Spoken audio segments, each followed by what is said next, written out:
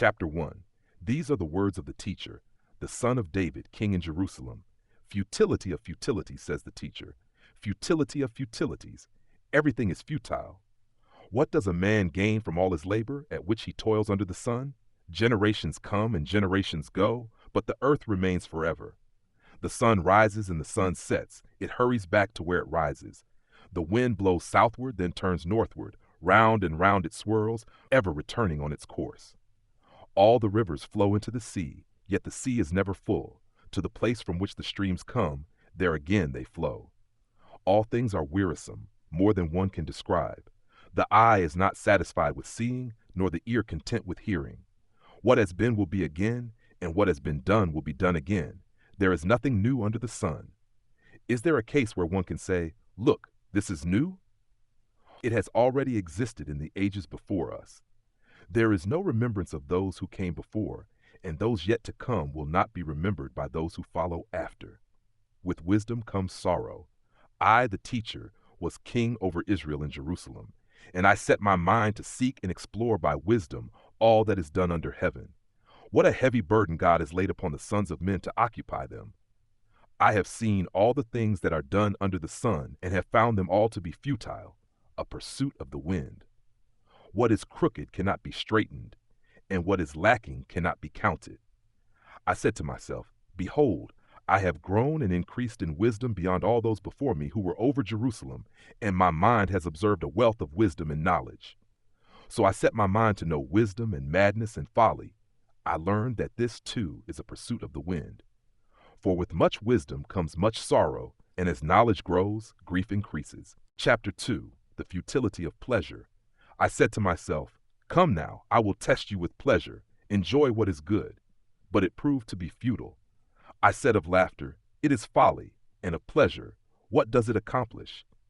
I sought to cheer my body with wine and to embrace folly, my mind still guiding me with wisdom, until I could see what was worthwhile for men to do under heaven during the few days of their lives. I expanded my pursuits. I built houses and planted vineyards for myself. I made gardens and parks for myself, where I planted all kinds of fruit trees. I built reservoirs to water my groves of flourishing trees. I acquired menservants and maidservants, and servants were born in my house. I also owned more herds and flocks than anyone in Jerusalem before me, and I accumulated for myself silver and gold and the treasure of kings and provinces. I gathered to myself male and female singers, and the delights of the sons of men, many concubines. So I became great and surpassed all in Jerusalem who had preceded me, and my wisdom remained with me. Anything my eyes desired, I did not deny myself. I refused my heart no pleasure, for my heart took delight in all my work, and this was the reward for all my labor. Yet when I considered all the works that my hands had accomplished and what I had toiled to achieve, I found everything to be futile, a pursuit of the wind. There was nothing to be gained under the sun. The wise and the foolish. Then I turned to consider wisdom and madness and folly.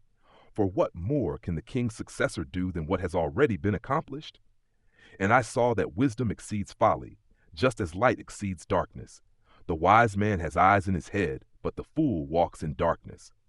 Yet I also came to realize that one fate overcomes them both. So I said to myself, "The fate of the fool will also befall me. What then have I gained by being wise?" And I said to myself that this too is futile. For there is no lasting remembrance of the wise, just as with the fool, seeing that both will be forgotten in the days to come. Alas, the wise man will die, just like the fool. So I hated life, because the work that is done under the sun was grievous to me.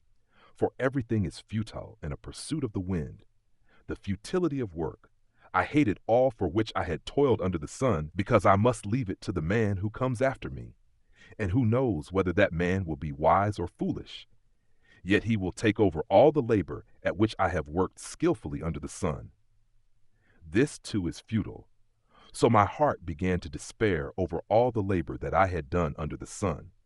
When there is a man who has labored with wisdom, knowledge, and skill, and he must give his portion to a man who has not worked for it, this too is futile and a great evil. For what does a man get for all the toil and striving with which he labors under the sun? Indeed, all his days are filled with grief, and his task is sorrowful. Even at night his mind does not rest. This too is futile. Nothing is better for a man than to eat and drink and enjoy his work.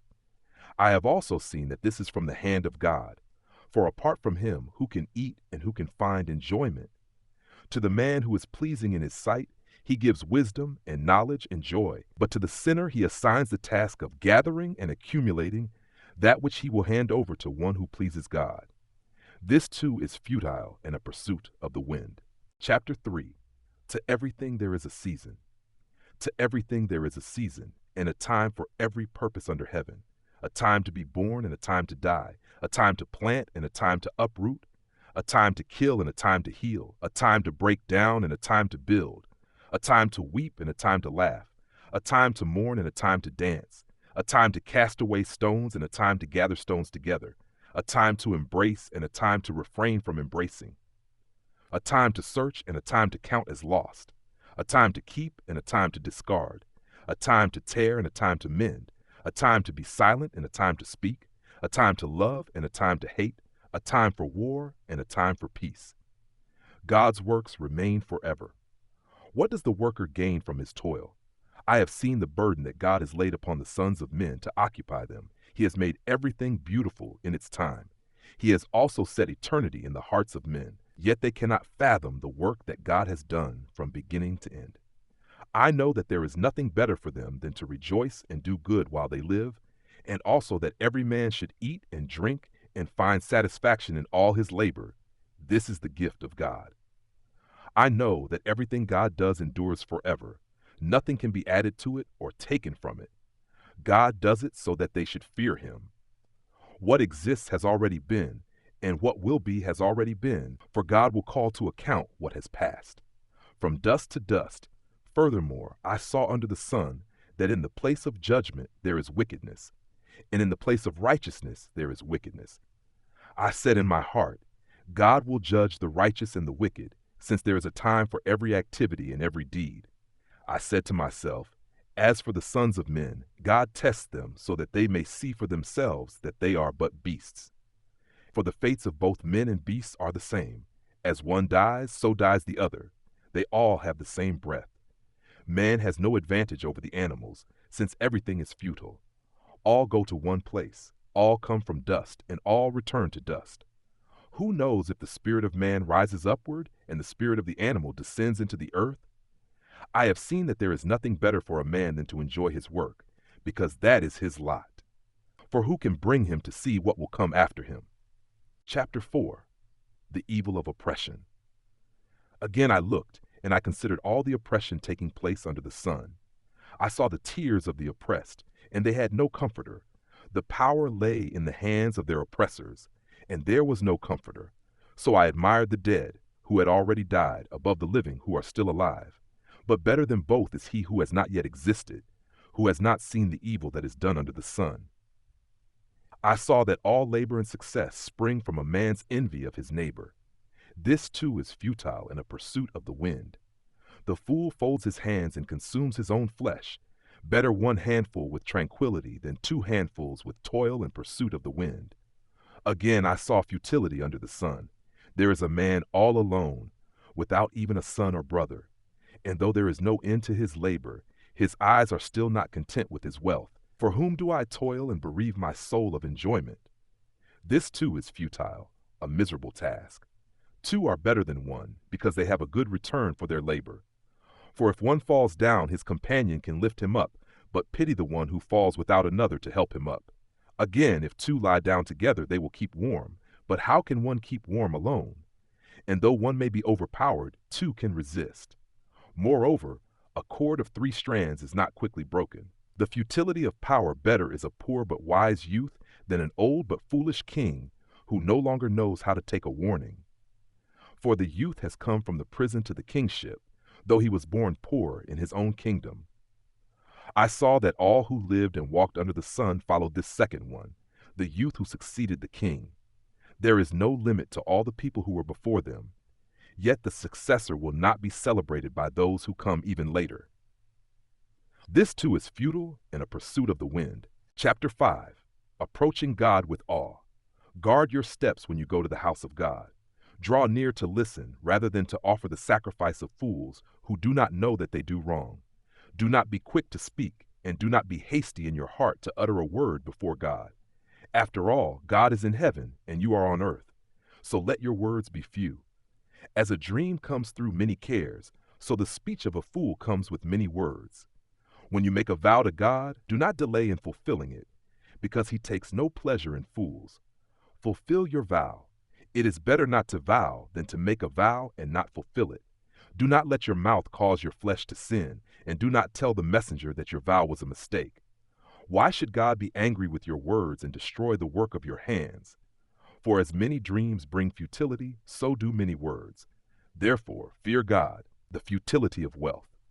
If you see the oppression of the poor and the denial of justice and righteousness in the province, do not be astonished at the matter, for one official is watched by a superior, and others higher still are over them. The produce of the earth is taken by all. The king himself profits from the fields. He who loves money is never satisfied by money, and he who loves wealth is never satisfied by income. This too is futile. When good things increase, so do those who consume them. What then is the profit to the owner, except to behold them with his eyes? The sleep of the worker is sweet, whether he eats little or much, but the abundance of the rich man permits him no sleep. There is a grievous evil I have seen under the sun, wealth hoarded to the harm of its owner, or wealth lost in a failed venture. So when that man has a son, there is nothing to pass on.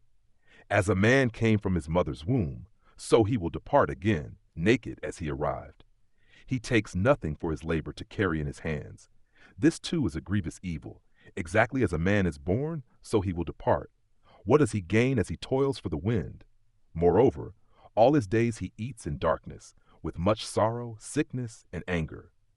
Here is what I have seen to be good and fitting, to eat and drink, and to find satisfaction in all the labor one's under the sun during the few days of life that God has given him, for this is his lot.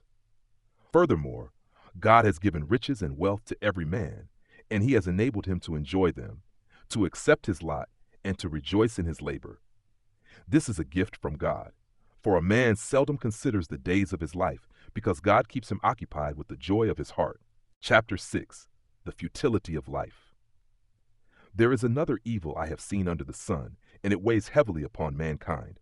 God gives a man riches, wealth, and honor, so that he lacks nothing his heart desires. But God does not allow him to enjoy them. Instead, a stranger will enjoy them. This is futile and a grievous affliction.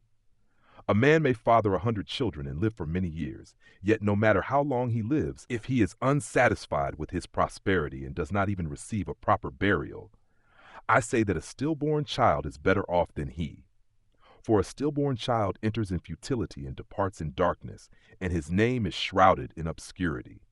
The child, though neither seeing the sun nor knowing anything, has more rest than that man, even if he lives 1,000 years twice over but fails to enjoy his prosperity.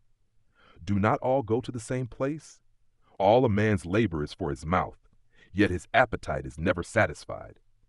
What advantage, then, has the wise man over the fool? What gain comes to the poor man who knows how to conduct himself before others? Better what the eye can see than the wandering of desire. This too is futile and a pursuit of the wind. Whatever exists was named long ago, and what happens to a man is foreknown, but he cannot contend with one stronger than he. For the more words, the more futility. And how does that profit anyone? For who knows what is good for a man during the few days in which he passes through his fleeting life like a shadow? Who can tell a man what will come after him under the sun? Chapter 7. The value of wisdom.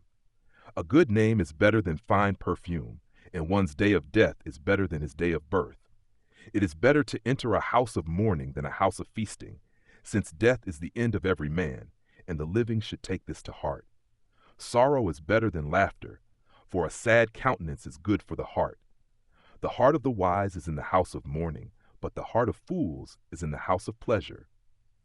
It is better to heed a wise man's rebuke than to listen to the song of fools. For like the crackling of thorns under the pot, so is the laughter of the fool. This too is futile.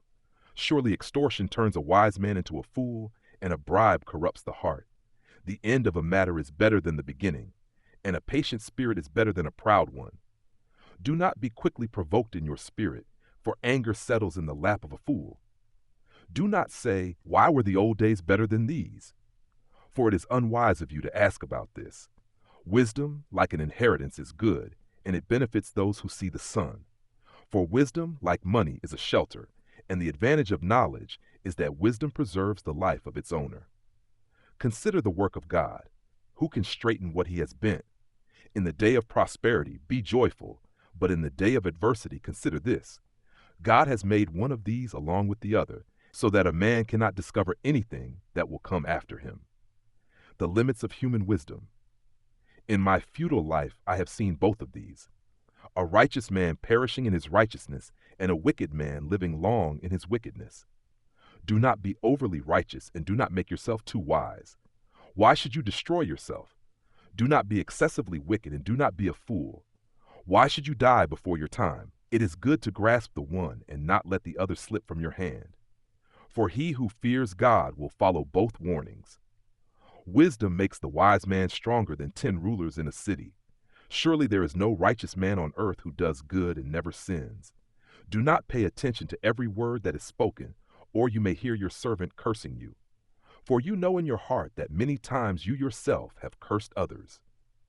All this I tested by wisdom, saying, I resolved to be wise. But it was beyond me. What exists is out of reach and very deep. Who can fathom it? I directed my mind to understand, to explore, to search out wisdom and explanations, and to understand the stupidity of wickedness and the folly of madness. And I find more bitter than death the woman who is a snare, whose heart is a net, and whose hands are chains. The man who pleases God escapes her, but the sinner is ensnared. Behold, says the teacher, I have discovered this by adding one thing to another to find an explanation. While my soul was still searching but not finding, among 1,000 I have found one upright man. But among all these I have not found one such woman. Only this have I found. I have discovered that God made men upright, but they have sought out many schemes. Chapter 8. Obey the king who is like the wise man. Who knows the interpretation of a matter? A man's wisdom brightens his face, and the sternness of his face is changed. Keep the king's command, I say, because of your oath before God. Do not hasten to leave his presence, and do not persist in a bad cause, for he will do whatever he pleases. For the king's word is supreme, and who can say to him, What are you doing? Whoever keeps his command will come to no harm, and a wise heart knows the right time and procedure. For there is a right time and procedure to every purpose, though a man's misery weighs heavily upon him. Since no one knows what will happen, who can tell him what is to come? As no man has power over the wind to contain it, so no one has authority over his day of death. As no one can be discharged in wartime, so wickedness will not release those who practice it. All this I have seen, applying my mind to every deed that is done under the sun. There is a time when one man lords it over another to his own detriment. Fear God. Then, too, I saw the burial of the wicked who used to go in and out of the holy place, and they were praised in the city where they had done so. This, too, is futile. When the sentence for a crime is not speedily executed, the hearts of men become fully set on doing evil. Although a sinner does evil 100 times and still lives long, yet I also know that it will go well with those who fear God, who are reverent in his presence. Yet because the wicked do not fear God, it will not go well with them, and their days will not lengthen like a shadow. God's ways are mysterious. There is a futility that is done on the earth. There are righteous men who get what the actions of the wicked deserve, and there are wicked men who get what the actions of the righteous deserve. I say that this too is futile. So I commended the enjoyment of life, because there is nothing better for a man under the sun than to eat and drink and be merry. For this joy will accompany him in his labor during the days of his life that God gives him under the sun. When I applied my mind to know wisdom and to observe the task that one performs on the earth, though his eyes do not see sleep in the day or even in the night, I saw every work of God, and that a man is unable to comprehend the work that is done under the sun. Despite his efforts to search it out, he cannot find its meaning. Even if the wise man claims to know, he is unable to comprehend. Chapter 9. Death comes to good and bad. So I took all this to heart and concluded that the righteous and the wise, as well as their deeds, are in God's hands. Man does not know what lies ahead, whether love or hate. It is the same for all. There is a common fate for the righteous and the wicked, for the good and the bad, for the clean and the unclean, for the one who sacrifices and the one who does not. As it is for the good, so it is for the sinner. As it is for the one who makes a vow, so it is for the one who refuses to take a vow. This is an evil in everything that is done under the sun. There is one fate for everyone. Furthermore, the hearts of men are full of evil and madness while they are alive, and afterward they join the dead. There is hope, however, for anyone who is among the living, for even a live dog is better than a dead lion. For the living know that they will die, but the dead know nothing. They have no further reward, because the memory of them is forgotten. Their love, their hate, and their envy have already vanished, and they will never again have a share in all that is done under the sun. Enjoy your portion in this life. Go, eat your bread with joy, and drink your wine with a cheerful heart, for God has already approved your works. Let your garments always be white, and never spare the oil for your head. Enjoy life with your beloved wife, all the days of the fleeting life that God has given you under the sun, all your fleeting days. For this is your portion in life and in your labor under the sun. Whatever you find to do with your hands, do it with all your might. For in Sheol, where you are going, there is no work or planning or knowledge or wisdom.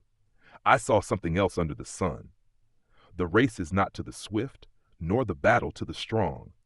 Neither is the bread to the wise, nor the wealth to the intelligent, nor the favor to the skillful. For time and chance happen to all. For surely no man knows his time. Like fish caught in a cruel net or birds trapped in a snare, so men are ensnared in an evil time that suddenly falls upon them. Wisdom is better than strength. I have also seen this wisdom under the sun, and it was great to me. There was a small city with few men. A mighty king came against it, surrounded it, and built large siege ramps against it. Now a poor wise man was found in the city, and he saved the city by his wisdom. Yet no one remembered that poor man. And I said, wisdom is better than strength, but the wisdom of the poor man is despised, and his words are not heeded. The calm words of the wise are heeded over the shouts of a ruler among fools. Wisdom is better than weapons of war, but one sinner destroys much good. Chapter 10. Wisdom and folly. As dead flies bring a stench to the perfumer's oil, so a little folly outweighs wisdom and honor. A wise man's heart inclines to the right, but the heart of a fool to the left. Even as the fool walks along the road, his sense is lacking, and he shows everyone that he is a fool. If the ruler's temper flares against you, do not abandon your post, for calmness lays great offenses to rest. There is an evil I have seen under the sun, an error that proceeds from the ruler. Folly is appointed to great heights, but the rich sit in lowly positions. I have seen slaves on horseback, while princes go on foot like slaves. He who digs a pit may fall into it, and he who breaches a wall may be bitten by a snake. The one who quarries stones may be injured by them, and he who splits logs endangers himself. If the axe is dull and the blade unsharpened, more strength must be exerted, but skill produces success. If the snake bites before it is charmed, there is no profit for the charmer. The words of a wise man's mouth are gracious, but the lips of a fool consume him. The beginning of his talk is folly, and the end of his speech is evil madness. Yet the fool multiplies words. No one knows what is coming, and who can tell him what will come after him? The toil of a fool wearies him, for he does not know the way to the city. Woe to you, O land, whose king is a youth, and whose princes feast in the morning. Blessed are you, O land, whose king is a son of nobles, and whose princes feast at the proper time, for strength and not for drunkenness. Through laziness the roof caves in, and in the hands of the idle the house leaks. A feast is prepared for laughter, and wine makes life merry, but money is the answer for everything. Do not curse the king even in your thoughts, or curse the rich even in your bedroom, for a bird of the air may carry your words, and a winged creature may report your speech. Chapter 11. Cast your bread upon the waters. Cast your bread upon the waters, for after many days you will find it again. Divide your portion among 7 or even 8, for you do not know what disaster may befall the land. If the clouds are full, They will pour out rain upon the earth. Whether a tree falls to the south or to the north, in the place where it falls, there it will lie. He who watches the wind will fail to sow, and he who observes the clouds will fail to reap. As you do not know the path of the wind, or how the bones are formed in a mother's womb, so you cannot understand the work of God, the maker of all things. Sow your seed in the morning, and do not rest your hands in the evening, for you do not know which will succeed, whether this or that, or if both will equally prosper. Enjoy your year's light is sweet, and it pleases the eyes to see the sun. So if a man lives many years, let him rejoice in them all. But let him remember the days of darkness, for they will be many. Everything to come is futile. Rejoice, O young man, while you are young, and let your heart be glad in the days of your youth. Walk in the ways of your heart and in the sight of your eyes. But know that for all these things God will bring you to judgment. So banish sorrow from your heart, and cast off pain from your body, for youth and vigor are fleeting. Chapter 12. Remember your Creator.